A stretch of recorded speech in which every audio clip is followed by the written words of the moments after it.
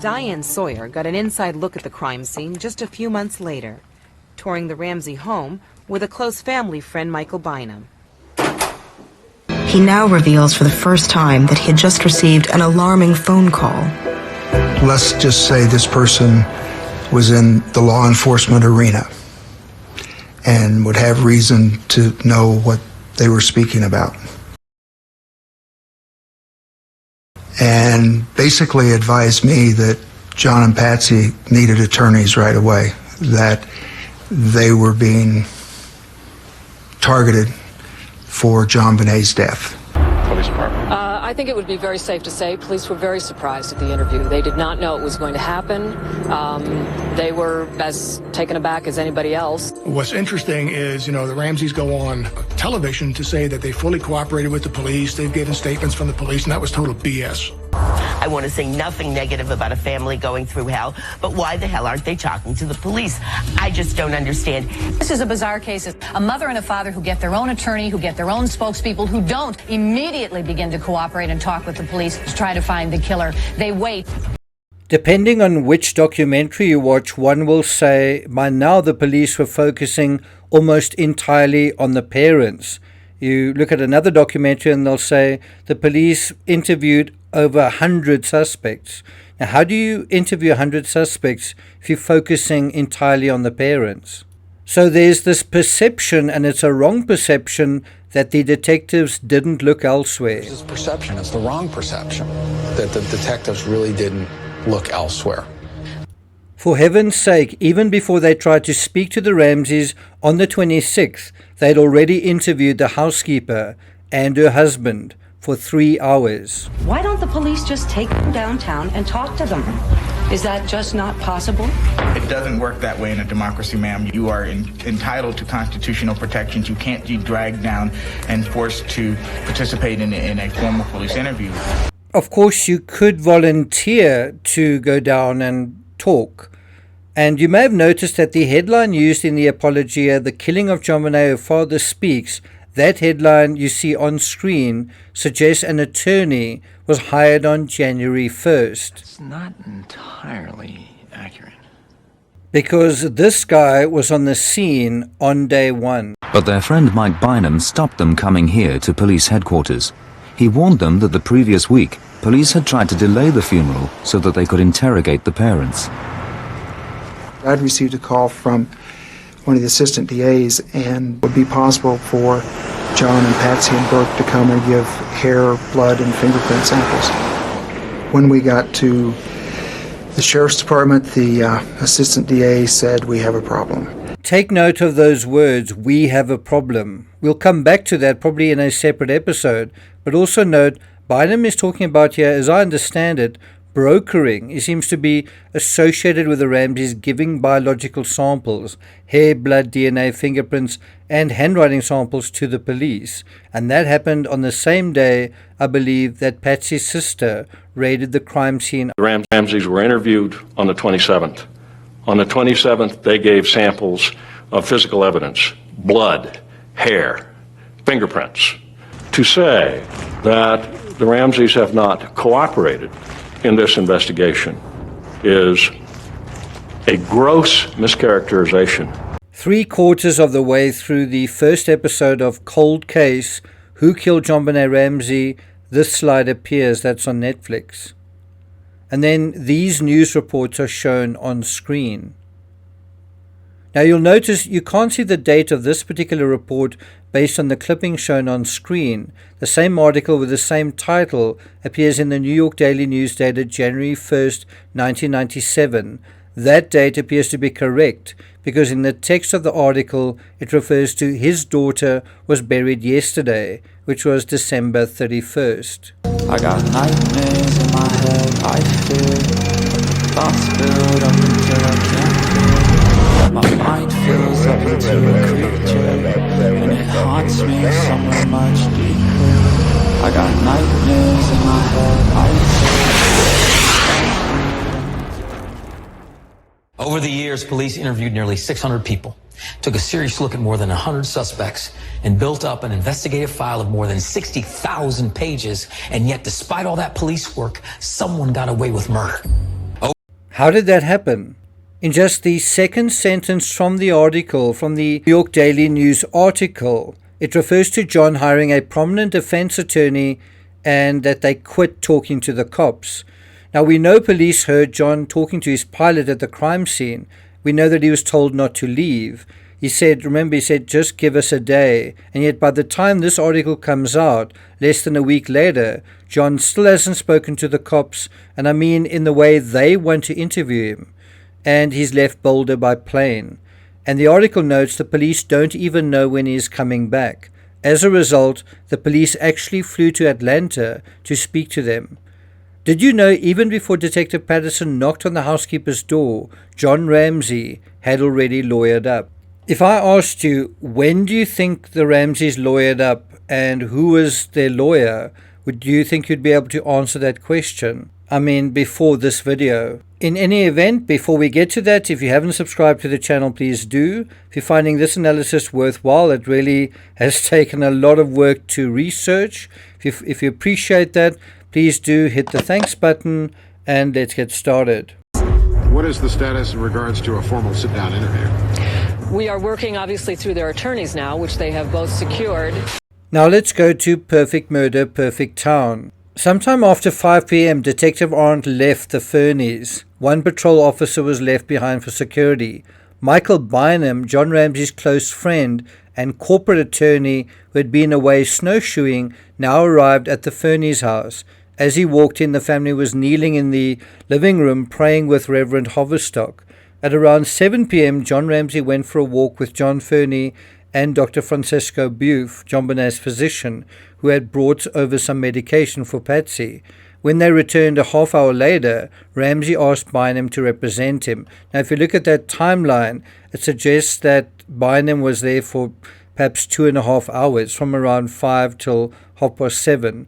Meanwhile, at around about this time, Detectives Fred Patterson and Greg Idler knocked on the door of the Ramsey housekeeper, and they would then speak to her for 3 hours. So at the same time that Bynum was basically advising John not to talk to the police, the housekeeper's home was searched, and both of them, the housekeeper and her husband, were separated and interviewed for about 3 hours.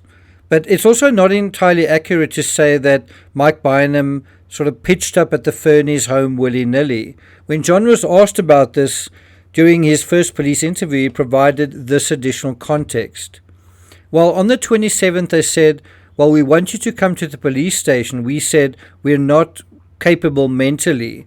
Our family doctor was there. He said Patsy was in no condition to leave this house. And they said, well, we've got to have you come to the police station. I said, why? He said, well, we have records there and we want to pull out and look at. And we said, we can't. If you come here, we'll spend as much time as you want, but we physically cannot be there. And that's when Mike Bynum stepped in and said, wait a minute, time out.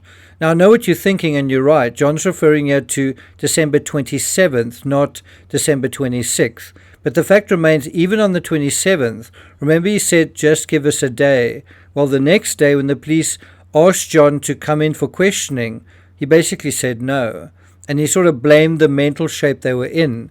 And you could accept that in a way, except that they flew to Atlanta shortly after that, held a funeral, and then appeared on TV on January the 1st. Interestingly, John was already sort of leading the investigation, setting the tone, setting the pace, setting conditions by saying, if you come here, we'll spend as much time as you want. In other words, he wanted to make the decision on where they would be questioned and to some extent why. John seems to be saying that he sort of wanted to cooperate, but then his lawyer stepped in. Let's go back to the transcript. He says, and that's when Mike Bynum stepped in and said, wait a minute, time out. And he was there delivering food. He's a friend of mine and he happened to be an attorney and he smelled a rat, frankly. So you kind of get this idea that Mike Bynum was simply there delivering food. He was there in his capacity as a friend. Yet when you listen to Bynum at the beginning of this episode, you hear him saying that he got a call from, it sounds like someone in law enforcement, alerting him to kind of what was going on. And that's why he went to the Fernies. That's how I understand it. Perhaps I'm misunderstanding something. Anyway, Lou Smith says, now this was while you were at the Fernies. John, Lou, is that the first time that you contacted the lawyer, that they contacted you? John, he was there. He was bringing food over from Pastor Jay's and just happened to be there when the police were trying to haul us down to the police station, and he said, time out. John describes this encounter as his lawyer who just happened to be there, and he was sort of, as I say, in his capacity as a friend, bringing food from Pastor Jay's, and that it was the lawyer who prevented them from cooperating. From a narrative perspective, that's quite interesting, because you can say, technically, we were cooperating. We did want to cooperate, but our lawyer told us not to. Our lawyer told us not to what? Cooperate. In terms of being questioned. Oh, okay. So you can say they were cooperating, but I don't think it's incorrect to say they weren't, certainly from the police perspective. And someone said, I think it was the Dateline presenter, your child has just been murdered. Who doesn't want to speak to the police and find out what happened? We are dealing with precisely that situation in the Anna Kepner case right now. The father wants to talk to the police, but ironically, the police don't seem to want to talk to him, in this case the FBI, possibly because his wife's behavior is considered by some, according to some reports, to be possibly suspicious. But let's go back to that transcript. Bynum took me inside and he said, John, there's some things going on here. Would you allow me to do what I think is necessary? And I said, of course. Lou Smith. And what did he do, John? John, I don't remember, but you'd have to ask him, I guess. But I suspect what he did is take the police aside and say, stop. You cannot do what you're doing to these people. And he arranged to bring Brian in and Pat, that's Brian Morgan and Patrick Burke, who'd become Patsy's lawyer. And we were just on kind of autopilot there and frankly skeptical. Why did we need to do this? But as time went on, we became more and more confused about what the police were trying to do. Now, all of this is quite an interesting contrast to what was going on with the housekeeper. She didn't tell them to stop. She allowed herself to be questioned, allowed them to take samples. I think they gave samples before the Ramseys did. They volunteered specific handwriting samples before the Ramseys did. I mean, specific words that the police wanted them to write. Now, if you deal with this part of the transcript with a critical eye, at the top, John says, this happened on December 27th. But at the bottom, he says, Bynum took him aside and asked him, would you allow me to do what's necessary? Well, didn't that happen on the 26th? And why is the narrative so fuzzy at this point? Schiller is pretty explicit that Ramsey at this moment asked Bynum to represent him. And isn't that exactly what happened? With a close family friend, Michael Bynum. Entrance hall and living room, right? Right. If we go to the deposition John gave that very few know about, it's from October 20th, 1998, not to be confused with his police interview that same year in June 1998. Well, according to the Boulder Camera, the deposition was part of Boulder photographer Stephen Miles's defamation lawsuit against Ramsey and the National Enquirer. And of course, one of the questions that emerged from this was who John asked to assist him following his daughter's death. So let's go to that transcript. I'm interested very much in finding out everyone who was hired to assist you in meeting these challenges, these various, and these are actually legal challenges. I'm referring to all the challenges. I mean, even something as mundane as making airline reservations following the tragedy. Everyone hired to assist you. John answers, well, my friend Mike Bynum basically asked me, would you trust me to do some things that I feel need to be done for your family? And I said yes. Do you see, that's where he starts. And it's a very open question. Who did you hire to assist you? And Mike Bynum is the first person John mentions in this context. Then the lawyer asks him, when did he ask that? John responds, that was probably on the 26th or 27th. Now, it's interesting, even in the format of a deposition, that his answer is sort of hedged here. It's not the 26th, it's the 26th or the 27th. One wonders, why can't he be more specific? Anyway, the question then comes up, how long had you known Mr. Bynum? John, I had known him for 2 or 3 years, I guess. Well, that's basically as long as John had worked in Boulder at that point, unless my math is a bit off there. As long as John was running the Access Graphics office, right? Then is asked, was he a professional associate or a social friend? John answers, he was, I guess, more of a professional associate. That's an interesting distinction as well, that Bynum was more an associate, a colleague of sorts, than a friend. And if you think how John couches Bynum's appearance at the Fernies, bringing food, was it pizza possibly from Pastor Jay's? If you didn't know, wouldn't you assume that he was more of a friend than a colleague? More of a friend than a colleague. And he just happened to be a lawyer who just happened to stumble into the legalities. But there's another version to that story as well, that he was literally phoned by someone in law enforcement, summoned to that scene. I mean, how else did he know to go to the Fernies? And was he summoned there as a friend or as a corporate associate of John Ramsey? Down these stairs. Yep. You want to go down? Yes. Okay. In the basement, near where that suitcase was found, there's a window. So when you look at this footage of Mike Bynum literally chaperoning a news reporter through the crime scene, but basically taking the news reporter through the steps of the intruder theory, do you still think that he's just really a friend delivering food? That his interest and his connection to this case is just incidental and casual? Anyway, John is asked, also something of a friend as well? John responds kind of briefly, sure. What strata would he belong in? Would he be roughly in the same category as the Steins? Quite an interesting question. John, If we go to the death of Innocence, we sort of get two versions. We get a version of Mike asking John if he can represent him on the 27th. But we'll deal with that aspect as part 2 to Mike Bynum, the peripheral figure in this series.